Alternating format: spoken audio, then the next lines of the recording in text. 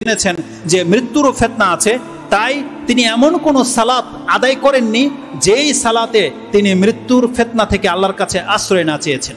ইমাম মুসলিম সেই হাদিসটাকে কোট করেছেন যে রাসূল সাল্লাল্লাহু আলাইহি ওয়াসাল্লাম বলেছেন, যখনই তোমরা শেষ তাশাহুদে বসো, তাশাহুদ দুরূদ শেষ হয়ে যাওয়ার পরে তোমরা চারটা জিনিস থেকে অবশ্যই আল্লাহর কাছে আশ্রয় চাইবে। তার একটা হচ্ছে আল্লাহুম্মা ইন্নী আউযু বিকা মিন ফিতনাতিল মাহইয়া ওয়াল মামাত, আল্লাহ আমি তোমার কাছে জীবন এবং মৃত্যুর ফিতনা থেকে তোমার কাছে আশ্রয় চাচ্ছি। এটা অত্যন্ত জরুরি। মৃত্যুর ফিতনা থেকে যে ব্যক্তি আশ্রয় না চাইবে সে মৃত্যুর ফিতনায় পতিত হয়ে যেতে পারে। ওই সময় আল্লাহ সুবহানাহু ওয়া তাআলাকে সে গালি দিয়ে ফেলতে পারে, ওই সময় সে মুখ দিয়ে কালেমা নাও বেরোতে পারে, সে মুখ থেকে যাইতে তাই বেড়ে যেতে পারে, শয়তান তাকে বিভ্রান্ত করবে।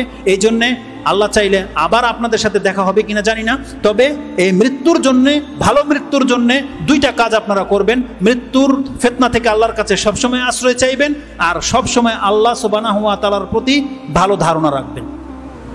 আল্লাহ আপনার সাথে যা কিছু করেছে আপনি মেনে নেন যে আল্লাহ আমি তোমার উপর সন্তুষ্ট। মৃত্যু পর্যন্ত আপনি আল্লাহর উপর সন্তুষ্ট থাকেন এবং আপনি আশা রাখেন ইনশাআল্লাহ যে আল্লাহ আপনাকে ক্ষমা করবে।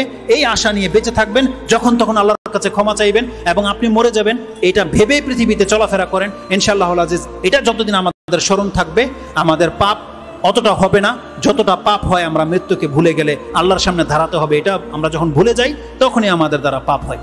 যেই বিপর্যয় সারা পৃথিবীতে ছড়িয়ে আছে, আল্লাহ তুমি আমাদেরকে সেই বিপর্যয় থেকে মুক্ত করে দাও। যখনই কোনো ফিতনা আসবে আল্লাহ সেই ফিতনায় পতিত হওয়ার আগেই যেন আমরা ঈমান নিয়ে মরতে পারি, আল্লাহ তুমি আমাদেরকে সেই তৌফিক দান করো। এবং আল্লাহ তুমি আমাদের গুনাহ খাতাগুলোকে মাফ করে দাও। এবং যারাই আমরা মুসলিম ঘরের সন্তান, আল্লাহ এই ঈমানের উপরে, ইসলামের উপরে যেন আমাদের মৃত্যু হয়, আল্লাহ তুমি আমাদেরকে সেই তৌফিক দান করে দিও।